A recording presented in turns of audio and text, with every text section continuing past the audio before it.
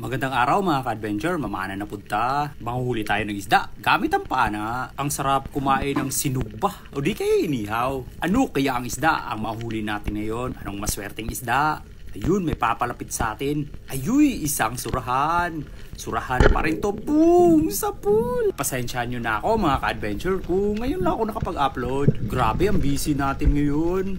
Kaya nakapunta tayo sa dagat. Ay, mamana na naman tayo. Sabi nila meron daw ethanol spill dito sa Negros Oriental. Pero mukhang wala pa dito sa amin. Nag-pray talaga ako na hindi yun aabot dito sa amin. Kasi nga maraming mangingisda dito. At marami ding mga isda, syempre. Kaya kung nakaabot ang video na to sa iyong pag-scroll dyan, ay i-heart nyo na!